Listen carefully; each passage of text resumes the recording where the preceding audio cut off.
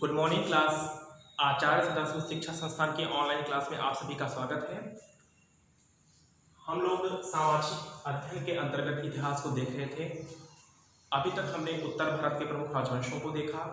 अब हम चलते हैं दक्षिण भारत की तरफ और देखेंगे कि दक्षिण भारत में कौन कौन से राजवंश, जब राजपूत काल उत्तर भारत में था तो उस टाइम दक्षिण भारत में हमको कौन कौन से वंश देखने को मिलते हैं। ठीक है, अभी उत्तर भारत के तहत हमने पढ़ा गढ़वाल वंश, प्रतिहार वंश, चौहान वंश और चंदेल वंश तथा पूर्वी बंगाल और पश्चिम बंगाल में हमने पाल वंश को देखा। ठीक है, अब चलिए देखते हैं हम दक्षिण भारत की तरफ। सबसे पहले इसमें देखते हैं कि दक्षिण भारत का जो मैप है वो कहाँ से स्टार्ट होता है। लिखते हैं इसमें हम कि नर्मदा नदी एवं विंध्य पर्वतमाला नर्मदा नदी एवं विंध्य पर्वतमाला उत्तर भारत को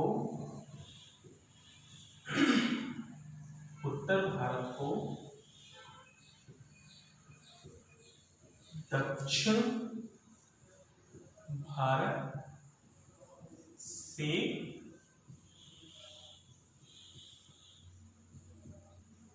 विभाजित करती है। ठीक है, जो भारत हम देखते हैं, एक मिनट देख भी लेते हैं मैप में इसको। ठीक है,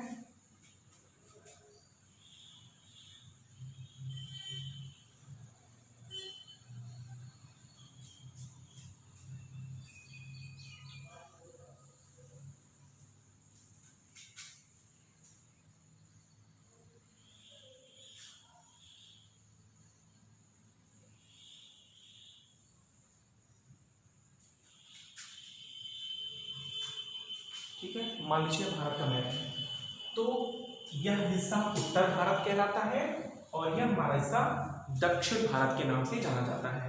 तो यहाँ पर जो मध्य प्रदेश है, ठीक है, यहाँ पर एक स्थान है अमरकंटक। ठीक, यहाँ से एक नदी निकलती है जो आके मिलती है कहाँ पर,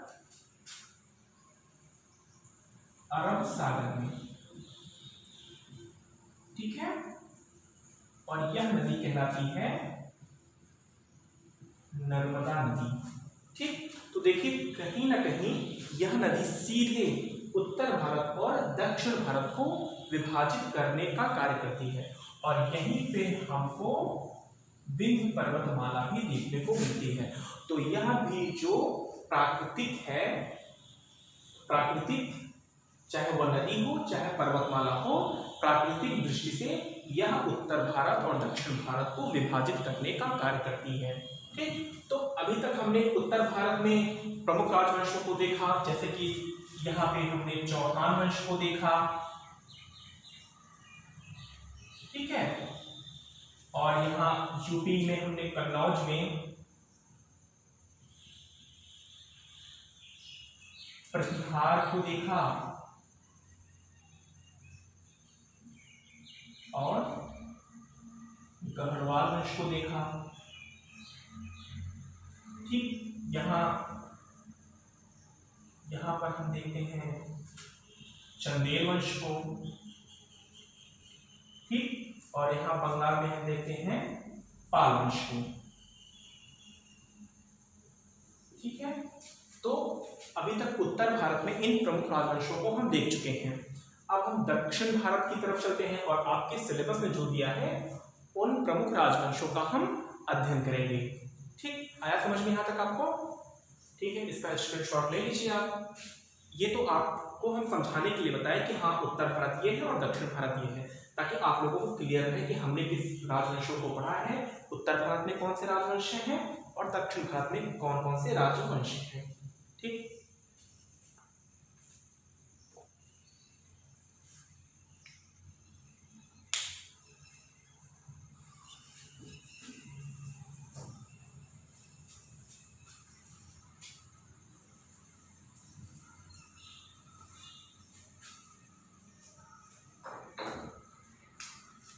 दक्षिण भारत में हम आपके सिलेबस में जो है पहले वह है चालुक्य वंश के बारे में। ठीक है, चालुक्य वंश के बारे में। ठीक है, और देखिए दक्षिण भारत में कुल मिला के हमको 3 चालुक्य वंशों के बारे में जानकारी प्राप्त होती है। पहला है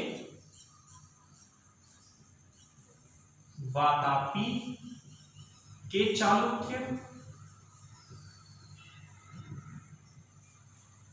दूसरा है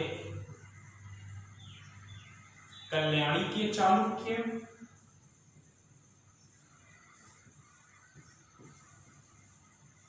और तीसरा है वेंगी के चालुक्य।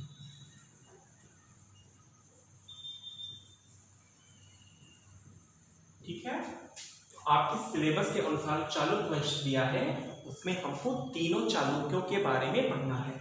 और यह सब जो नामकरण किया गया है यह स्थान के नाम पर, यह इनकी राजधानियां रही हैं। जैसे इस चालुक्य वंश की राजधानी क्या थी? वातापी थी। इस चालुक्य वंश की राजधानी क्या थी? कल्याणी थी। और इस चालुक्य वंश की राजधानी क्या थी? वेंगी थी। तो इन्हीं के अनुसार पर इन चालुक्य वंशों का नामकरण किया गया है। तो इनके बारे में हम थोड़ा थोड़ा पढ़ेंगे, जो महत्वपूर्ण पॉइंट है उसको हम देख लेते हैं। ठीक है, तो सबसे पहले देखते हैं वातापी के चालुक्य।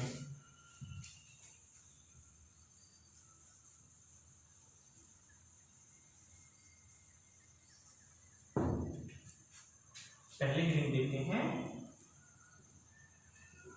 वातापी के चालुक्य।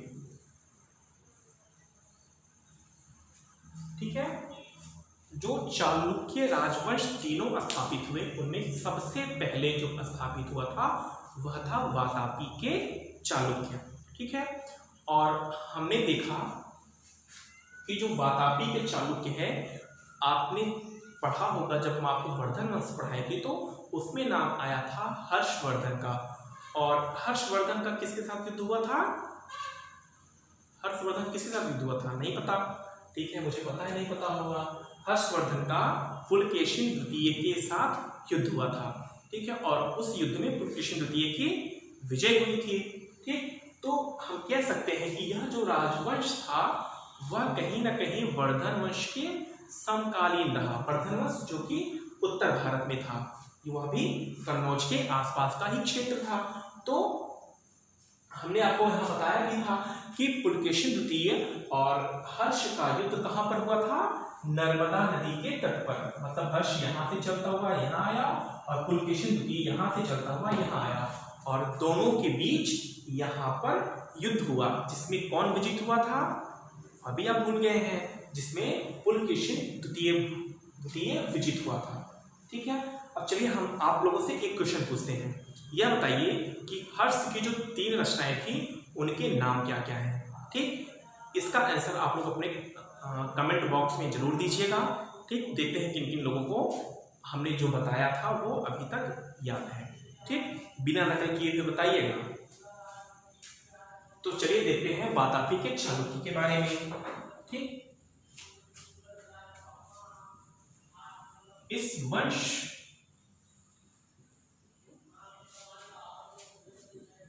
की स्थापना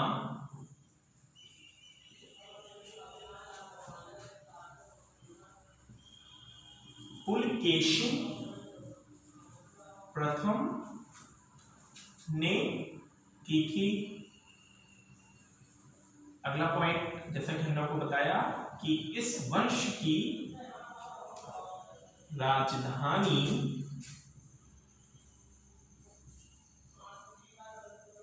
वातापी थी। ठीक, अगला पॉइंट देखते हैं, इस वंश का प्रसिद्ध शासक कौन था? इस वंश का प्रसिद्ध शासक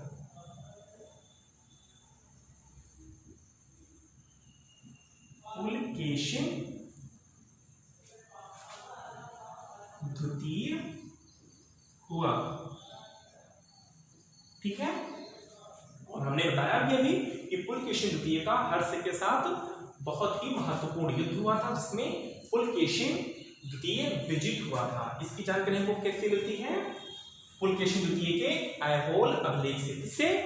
पुलकेशिन द्वितीय के ऐहोल अभिलेख से हमको पुलकेशिन द्वितीय के विजय के बारे में जानकारी प्राप्त होती है। लिख लीजिए इसको कि पुलकेशिन द्वितीय के ऐहोल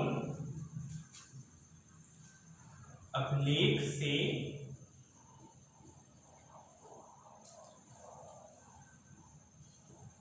वातापी के चालुक्यों के विषय में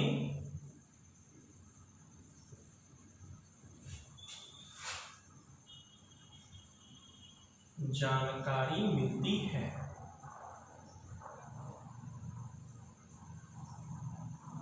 ठीक है, ऐहोल अभिलेख, या इसको जरूर याद रखिएगा।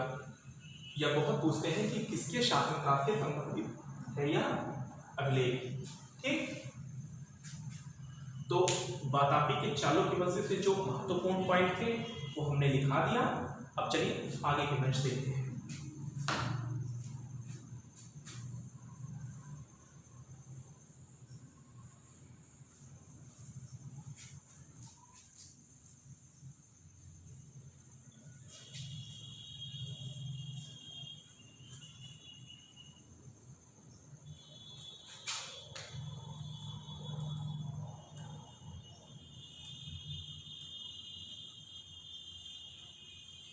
अगला है कल्याणी के चालुक्य। अभी हमने दक्षिण भारत में एक राजवंश पढ़ना है, आपके सिलेबस में है राष्ट्रकूट वंश। ठीक है, और राष्ट्रकूट वंश जो था वह कहीं ना कहीं जो बादामी के चालुक्य या बादामी के चालुक्य जो था उसके समकालीन था। तो राष्ट्रकूटों का जब पतन होता है तो इस वंश की स्थापना होती है। ठीक है, तो देखते हैं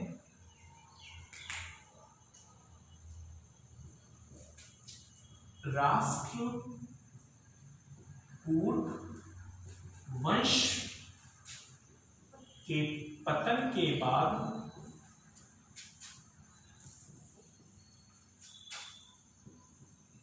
तैलप द्वितीय ने इस वंश की स्थापना की।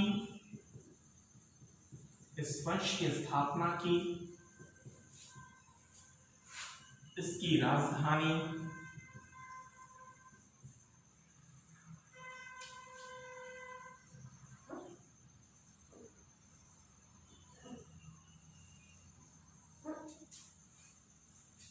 राजधानी मान्यखेत से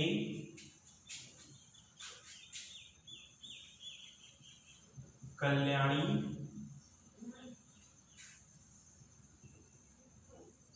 सोमेश्वर प्रथम ने स्थापित की।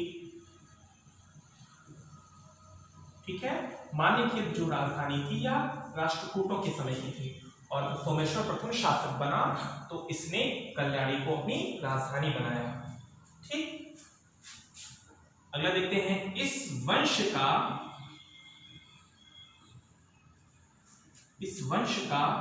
सबसे शक्तिशाली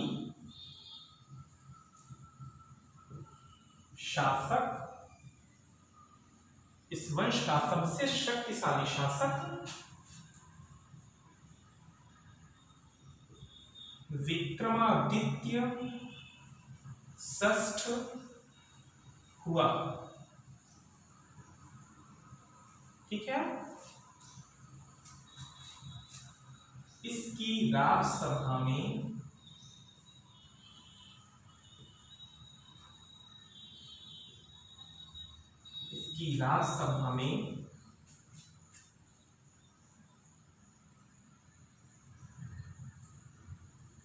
विक्रमांक देव चरित के रचयिता विल्हड़ एवं मिताक्षरा के लेखक विज्ञानेश्वर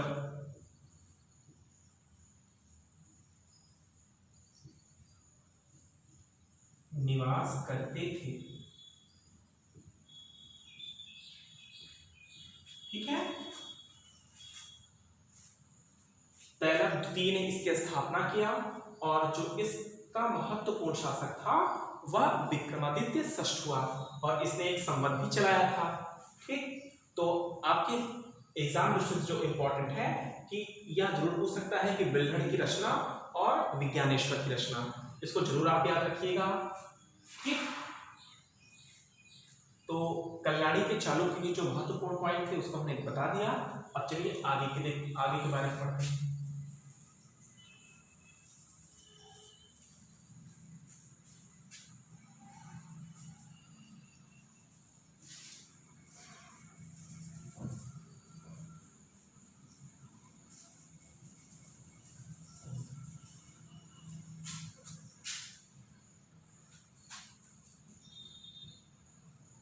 बेंगी के चालुक्य। ठीक, बेंगी के जो चालुक्य थे वह कहीं ना कहीं वातापी के जो चालुक्य थे उसके समकालीन थे। पुलकेशिन द्वितीय के जो चचेरे भाई थे विष्णुवर्धन, उसने पुलकेशिन द्वितीय के सहयोग से इस वंश की स्थापना किया था। ठीक, तो देखते हैं इसका पॉइंट। इस वंश की स्थापना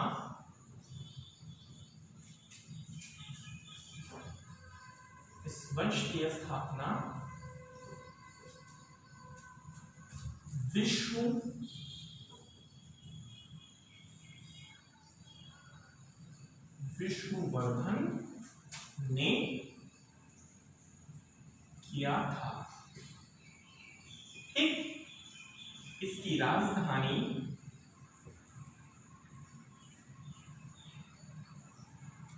बेंगी नहीं बेंगी है।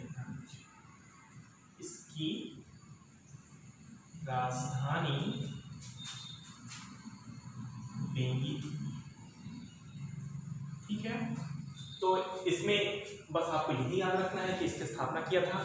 जो भी शासक जो भी वंश हम आपको पढ़ा रहे हैं उसके प्रथम शासक एवं उसकी राजधानी आप लोग जरूर याद रखिएगा, वह आपके एग्जाम की दृष्टि से महत्वपूर्ण है। ठीक, तो तीनों चालुक्यों को हमने आपको बता दिया। ठीक, जो भी और इसके बारे में आपको जानना हो कमेंट बॉक्स में बताइएगा तो हम उसके बारे में और बता देंगे। ठीक, जो भी आपके इंपॉर्टेंट था वो हमने आपको बता दिया। ठीक है, आशा करते हैं यह वीडियो आपको पसंद आएगा। धन्यवाद।